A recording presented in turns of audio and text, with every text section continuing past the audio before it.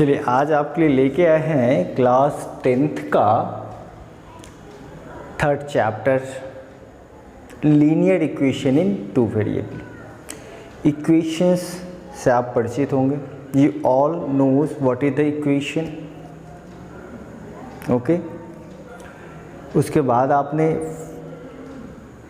Algebraic expression सबसे पहले पढ़ा होगा, ठीक है। There is a combination of constant and variable, okay. Then the equation shows the equality, for example x plus y is equal to 0। अगर equal का sign है तो क्या करता है, represent the statement of equality. तो जो स्टेटमेंट ऑफ इक्वलिटी को रिप्रेजेंट करता है वो क्या हो गया, वो हो गया लीनियर इक्वेशन। अब वो लीनियर इक्वेशन या तो क्या होगा, एक वेरिएबल का होगा या तो दो वेरिएबल का होगा। तो सिंपल अगर बात करें तो अगर हम थोड़ा पीछे से चले तो हम लोगों ने सबसे पहले क्या पढ़ा, अलजेब्रिक एक्सप्रेशन। फिर अलजेब्रिक एक्सप्रेशन से क्या आ गया भाई, हम लोग लेके आ गए इक्वेशन, ठीक है। क्योंकि अलजेब्रिक एक्सप्रेशन को क्या बनाना शुरू कर दिया हम लोगों ने, इक्वेशन, क्योंकि उसको क्या कर दिया, इक्वल टू 0। क्या बना दिया, इक्वल टू 0। यानी कि अगर सीधा लिखा हम 2x प्लस 3 तो ये हो गया अलजेब्रिक एक्सप्रेशन जिसमें दो टर्म है। बट अगर उसमें क्या लगा दिया, 0, तो क्या हो गया इक्वेशन। और चूंकि इसमें कितने वेरिएबल है, एक वेरिएबल है, तो ये हो गया linear equation of one variable. अब ये लीनियर का मतलब वेरिएबल से नहीं है, लीनियर का मतलब पावर से होता है, ठीक है। तो इसका जो पावर है वो क्या है, 1 है। तो अगर हम बात करते हैं लीनियर का, तो लीनियर का मतलब क्या हो गया, डिग्री कितना होना चाहिए उसका, 1। Degree is what, this is the 1। अगर अभी ये आप पॉलिनोमियल में पढ़ लियोगे जिसका डिग्री क्या होता है, 1 होता है, और लीनियर पॉलिनोमियल है, ठीक है। यही पॉलिनोमियल को हम लोग क्या बोलते हैं, इक्वेशन बोल दी, क्योंकि उस पॉलिनोमियल को क्या कर दिया, इक्वल टू 0 लगा दिया। कि बेसिक कुछ चीज़ें थी जो जानना है, ठीक है। अगर इक्वेशन की बात करें तो इक्वेशन का डेफिनेशन क्या होगा, statement of equality. Previous class में पढ़े होंगे, statement of equality is called equation. But हमारा टारगेट है 10th में अपने को क्या पढ़ना है, ये जानकारी लेना, ठीक है। बहुत कुछ है इस वीडियो में जानने को, ठीक है। अगर आपको वीडियो अच्छा लग रहा है तो पूरा वीडियो देखिए, ठीक है। और सब्सक्राइब करना मत भूलिए, ये फ्री है, इसमें कोई पैसा नहीं कटता है। सब्सक्राइब कर लीजिए, बेल नोटिफिकेशन भी दबा देना, जिससे आपको जो भी नए वीडियोज़ आएंगे वो मिल। और इस बार की जितनी भी वीडियोज़ बनेगी एजुकेशन, उसमें टारगेट रहेगा आपको हर चैप्टर में बता देना कि इस चैप्टर्स का वेटेज क्या है बोर्ड एग्ज़ाम में, और इस बार के बोर्ड एग्ज़ाम में कौन कौन से क्वेश्चंस आए हैं इस चैप्टर से रिलेटेड। वीडियो को पूरा देखना, क्योंकि इस वीडियो में आपको पता चलेगा इस बार के बोर्ड एग्ज़ाम में इस चैप्टर से linear equation in two variable से कितने क्वेश्चंस आए हैं, और वो क्वेश्चन कितने नंबर के थे, और कौन कौन से क्वेश्चन हैं जिसमें बच्चों ने मिस्टेक किया है। रेडी हैं, चलो मूव करते हैं। अभी हम लोग यहाँ बात करें लीनियर इक्वेशन। लीनियर इक्वेशन का मतलब हो गया एनी इक्वेशन ऑफ डिग्री 1। अब linear equation of two variable का मतलब उसमें वेरिएबल कितना रहेगा, 2 रहेगा। Then the standard form of linear equation in two variable is ax plus by plus c is equal to 0। ax plus by plus c is equal to 0। एक variable हो गया x, दूसरा वेरिएबल हो गया y, और c is equal to constant term, और equal क्या लिख दिया है, 0। इक्वल 0 का मतलब इक्वेशन कंफर्म है। चलो इक्वेशन का भी पता चल गया।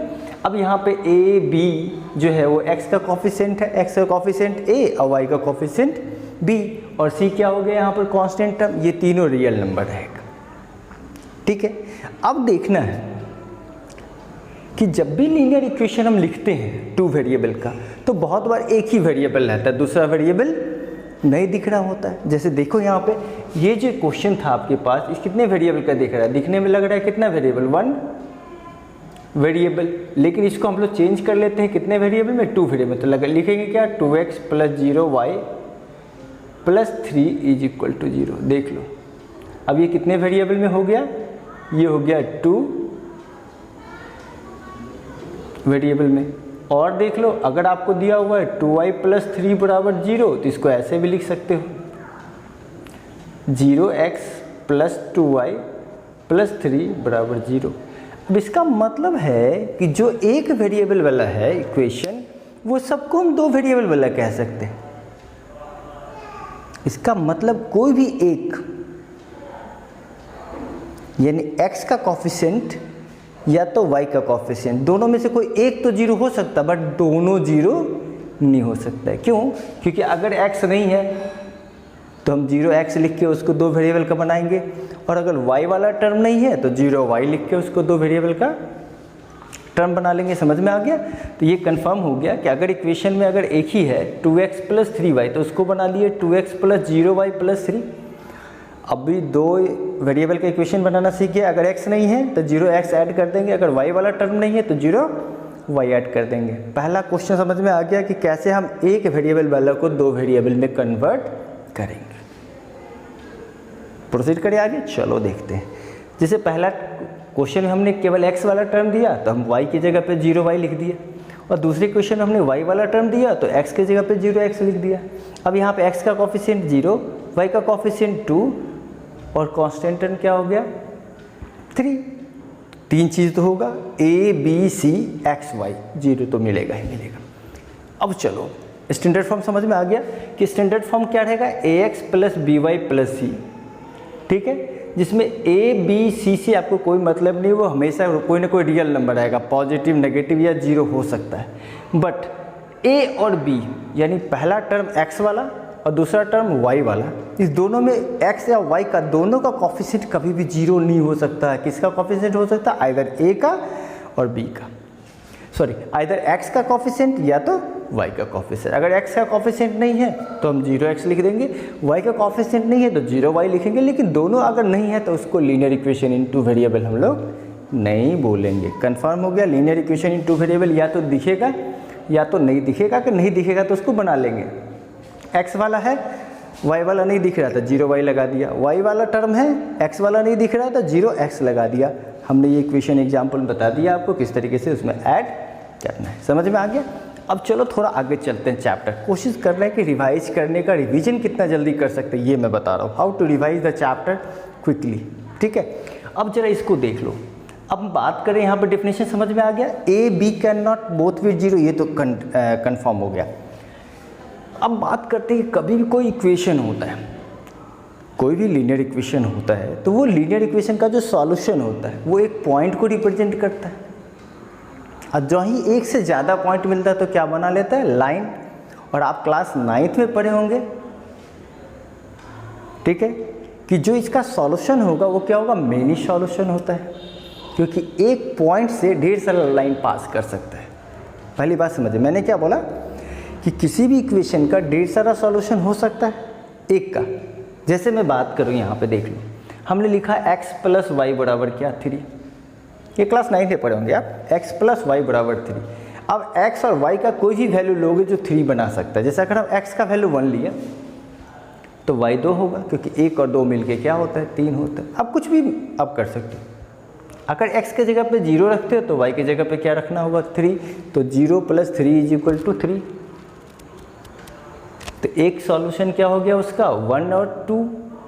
और जो ही ये 2 पॉइंट मिलेगा, एक कोऑर्डिनेट क्रिएट करेगा, एक पॉइंट को रिप्रेजेंट करेगा। ग्राफ पे x और y से जो डिस्टेंस होता है एक्सिस का, वो एक किसको रिप्रेजेंट करता है? एक पॉइंट को। तो यहाँ पे 1 और 2 एक पॉइंट को रिप्रेजेंट करेगा, 0 और 3 वो भी एक पॉइंट को रिप्रेजेंट करेगा, 4 और -1 वो भी रिप्रेजेंट करेगा, क्योंकि 4 में से 1 घटाएंगे तो भी वैल्यू क्या होगा? 3 होगा। तो ये सेकेंड पहला पॉइंट समझ में आ गया कि a और b क्या होगा? 0 कभी भी एक साथ नहीं हो सकता। दूसरा पॉइंट समझ में आ गया कि उसका सॉल्यूशन जो होगा वो किसको करेगा? रिप्रेजेंट करता है किसको? पॉइंट को। किसके ऊपर? नंबर लाइन पे। यानी किसी का भी लीनियर इक्वेशन इन 2 वेरिएबल है तो उसका ग्राफ अगर खींचोगे, ठीक है, तो उस ग्राफ यानी वो लाइन जो होगा वो ढेर सारे पॉइंट्स के मिलके बना हुआ होगा। ये क्लास 7 वगैरह में आप ग्राफ पढ़ चुके हैं। पहला point A X plus B Y plus C के फॉर्म में होगा। दूसरा ए और बी कभी भी दोनों जीरो नहीं होगा। अगर ए वाला नहीं है यानी एक्स का कोफिशिएंट नहीं है तो एक्स ऐड कर देंगे, वाई वाला टर्म नहीं है तो वाई जीरो वाई ऐड कर देंगे, याद हो गया।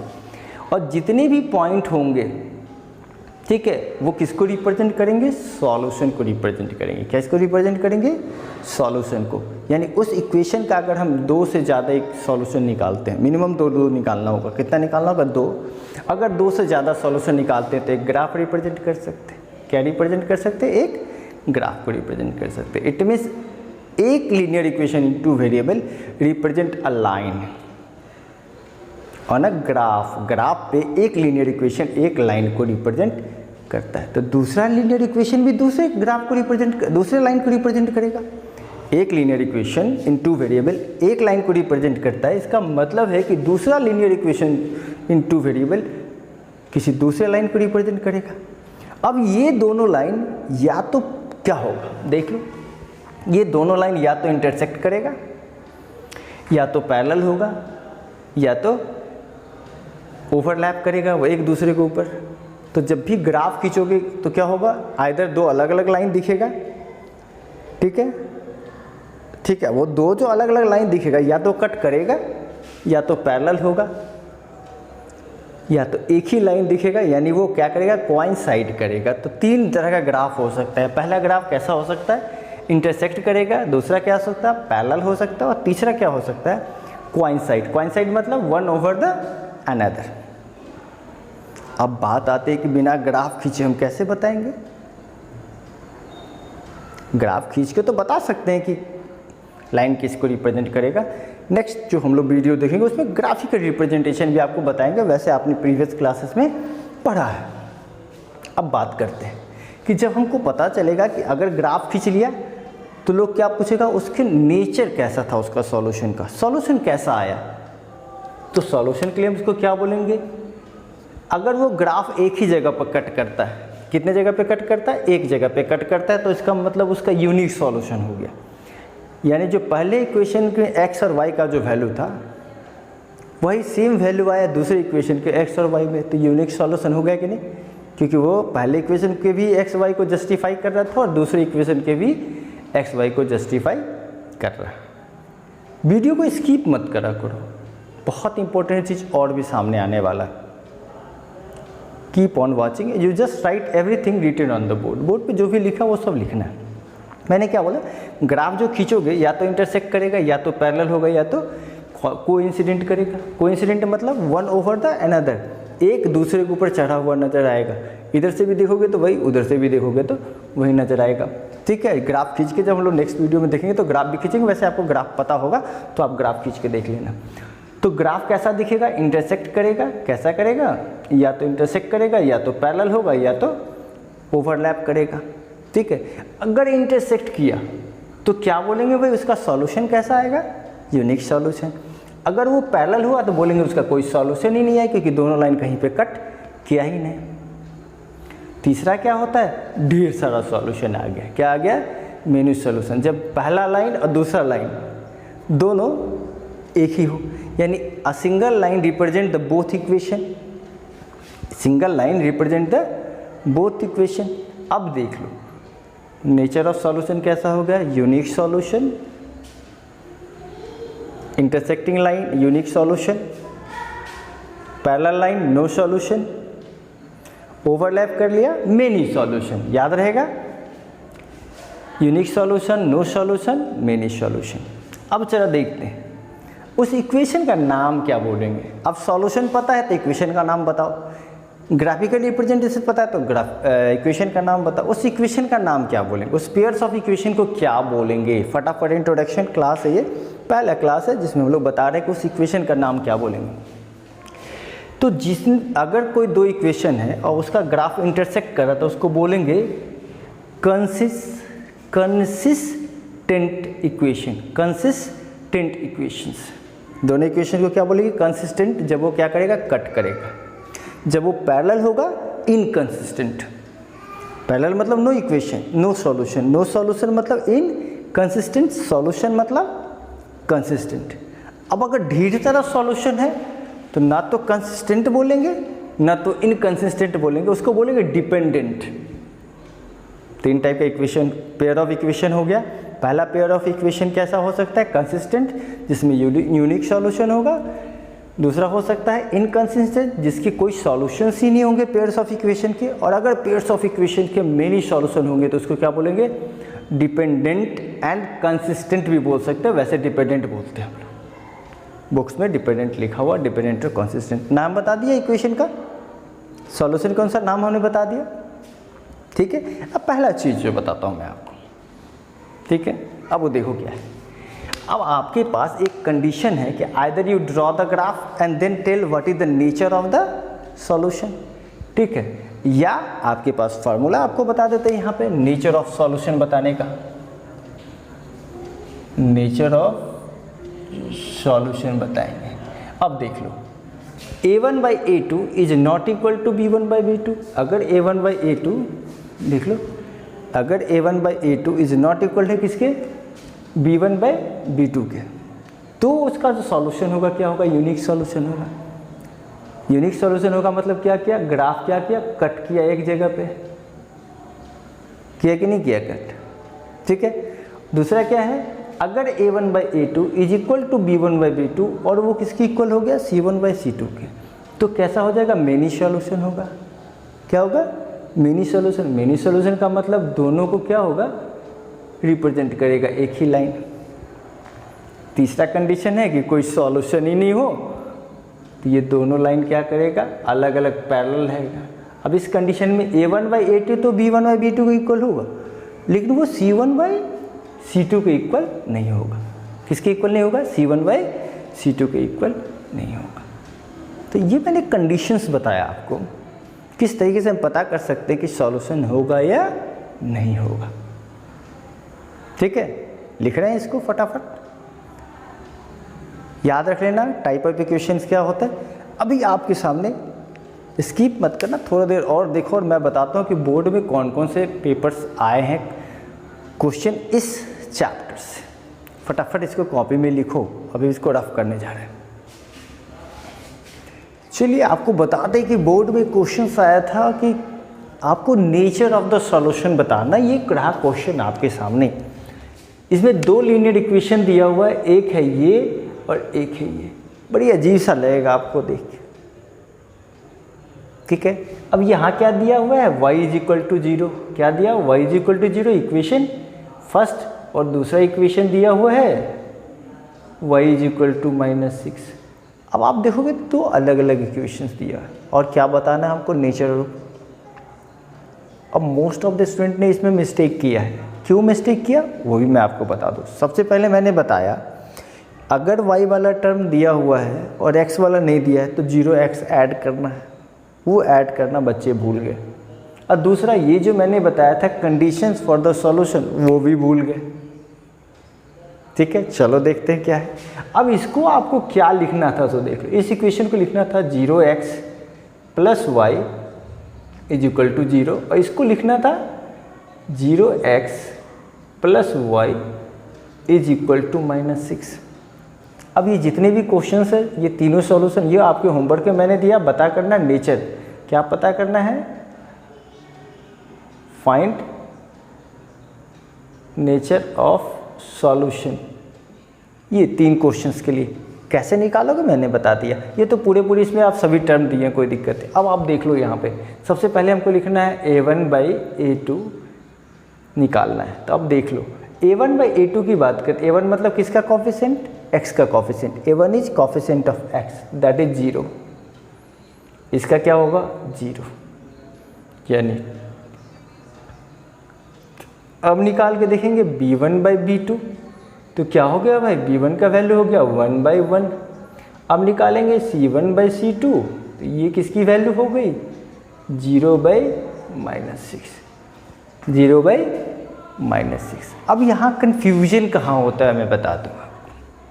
अब देख लो, यहाँ अगर आप देखोगे तो a1/a2 ये तो हो गया 0, is not equal to b1/b2 but not equal to, अब 0/6 इज इक्वल टू व्हाट? 0, ठीक है। तो अब यहाँ पे क्या हो गया कि a1/a2 A2 is not equal to B1 by B2 and not equal to C1 by C2। अब यहाँ पे कोई कंडीशन ही आपको नजर नहीं आता। A1 by A2 is equal to B1 by B2 is not equal to C1 by C2। तो आप देख लो, या तो आप A1 by A2 is not equal to B1 by B2 करते, तो मैक्सिमम बच्चों ने गलत किया इस बार के बोर्ड के एग्जाम में।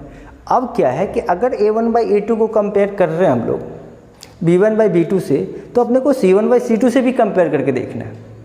अब पहले देखना है कि सॉल्यूशन आएगा या नहीं आएगा, पहला कंडीशन तो ये। तो यहाँ पे अगर सिर्फ इस दोनों को देखोगे तब आप क्या बोलोगे कि A1 by A2 is not equal to B1 by B2। तो अगर ये कंडीशन हम देख ले तो इसका आंसर क्या आना चाहिए? यूनिक। तो आप यूनिक सॉल्यूशन लिख दोगे तो आपको लगेगा कि सही है आंसर, लेकिन ये आंसर गलत है। क्यों? क्योंकि ये लास्ट अगर आप इस को देखते हो, यानी कि इसके लिए हमने क्या देखा, A1 by A2 is equal to B1 by not equal to B1 by B2, उसके अनुसार तो यूनिक सॉल्यूशन हो गया। तो जब भी कभी नेचर पता करना हो तो सबसे पहले पता करो कि उसका सॉल्यूशन होगा कि नहीं होगा। अब जब सॉल्यूशन होगा तब ना वो यूनिक होगा या तो मेनी सॉल्यूशन होगा। तो पहले क्या पता करना नेचर में कि वो सॉल्यूशन होगा या नहीं। तो अब इसका देख लो, इसके अनुसार देखें तो B1 by B2 is not equal to C1 by C2। अब इसके अनुसार क्या हो गया? तो आंसर हो गया नो सॉल्यूशन। तो करेक्ट आंसर क्या हो जाएगा? करेक्ट आंसर जो होगा आपका ये हो जाएगा क्या चीज़? No solution is the answer. अगर आपने यूनिक सॉल्यूशन लिख दिया तो क्या हो जाएगा? ये गलत हो जाएगा। तो सबसे पहला काम क्या है? अगर आपको नेचर ऑफ सॉल्यूशन पता करना है तो सबसे पहले ये पता करो कि सॉल्यूशन होगा या नहीं होगा। तो पहले नहीं होगा में खोजो, पहली बात। दूसरी बात एक और बता दो। अब मैं बताऊं, अगर x का वैल्यू दिया हुआ, ये क्लास 9th में पढ़े होंगे, यहाँ पे बता दो। इफ़ कंडीशन बताते हैं आपको ग्राफ के लिए। अगर ग्राफ खींचेंगे तो इसी क्वेश्चन का, यही क्वेश्चन का अगर ग्राफ खींचेंगे तो y बराबर अगर दिया हुआ है कितना? 0। इसका मतलब y का वैल्यू 0 रहेगा, चाहे आप x का वैल्यू कुछ भी रख लो। For any value of x, it means for any value of x the value of y is 0 always, 1 2 3। अब इसका मतलब ये किसके पैरेलल होगा बताओ? अगर y बराबर 0 दिया हुआ है तो पैरेलल किसके होगा? कि x तो आप 1 भी ले रहे हो, 2 भी ले रहे हो, 3 भी ले रहे हो, तो कहाँ पे होगा ये? अगर y बराबर 0 है तो ये कहाँ पे रिप्रेजेंट करेगा? यानी ये रिप्रेजेंट करेगा किसको? y बराबर क्या है? 0 है। x का वैल्यू क्या कर रहे हैं? केवल आप 1 2 3, यानी ये रिप्रेजेंट कर रहा है आपको किसको? x एक्सिस को। किसको रिप्रेजेंट कर रहा है? x एक्सिस को। चलो ग्राफ खींच के देख लेना। दूसरा में देख लो, दूसरा है y बराबर -6। इसका मतलब क्या होगा कि x का कोई भी वैल्यू आप लेते हो, ये ग्राफ कॉपी में बना के देखना, x का कोई भी वैल्यू लेते हो, चाहे 1 2 3, y का वैल्यू हमेशा क्या रहेगा? -6 -6 -6। इसका मतलब क्या हो गया? y का वैल्यू दिया मतलब x से डिस्टेंस तो फिक्स हो गया। x से डिस्टेंस क्या हो गया? फिक्स हो गया। और x से जो ही डिस्टेंस फिक्स हो गया तो किसके पैरेलल हो गया भाई? x के पैरेलल हो गया। अब ये क्या हो जाएगा? ये जो हो जाएगा ये हो जाएगा पैरेलल टू x एक्सिस। और देख लीजिए, अगर पैरेलल अगर होता है तो इससे पहले आपने देखा था कि अगर पैरेलल अगर होता है इसका मतलब है क्या होगा? कि नो सॉल्यूशन। ये क्वेश्चन बहुत आसान दिख रहा था, लेकिन बहुत बच्चों ने बोर्ड में मिस्टेक किया है। ठीक है, तो इसको ध्यान से। ये रहा बोर्ड का पेपर, और पता चल गया किस तरीके से बच्चों ने मिस्टेक। पहले क्या पता करना है नेचर ऑफ सॉल्यूशन में? कि इक्वेशन का सॉल्यूशन हुआ है कि नहीं। तो सबसे पहले हमको चेक करना है is B1 by B2 is not equal to C1 by C2। अगर ये हो जाता है फिर कुछ और चेक करना। मैक्सिमम बच्चों ने गलत किया है। अभी अभी हम लोग बोर्ड के पेपर की कॉपी चेक करके आए और पता चला कि कैसे इसमें बच्चे मिस्टेक किए हैं। और भी क्वेश्चंस आया है जिसको आप सिंपली सॉल्व कर सकते हो। लीनियर इक्वेशन तो सॉल्व करने आता है, नहीं तो फिर हम लोग अगले वीडियो में देखेंगे 2 तरीके से सॉल्व करना। एक तो हम लोग ग्राफिकल रिप्रेजेंटेशन से सॉल्व करना देखेंगे और दूसरा अलजेब्रिक मेथड से सॉल्व करना देखेंगे, किस तरीके से हम लोग लीनियर इक्वेशन इनटू वेरिएबल को सॉल्व करते हैं। ध्यान से देखना ये क्वेश्चन 1 नंबर का क्वेश्चन, लेकिन बहुत बच्चा जो शायद अपने मैथमेटिक्स में 100 नंबर ला सकता है लेकिन 100 नंबर ला नहीं पाया, ये भी एक क्वेश्चन था। लगातार अभी आपके सामने आते रहेंगे वो क्वेश्चन जो बच्चों को 100 नंबर मैथ्स में 100 में 100 लाने से रोकता रहा। Thank you for watching.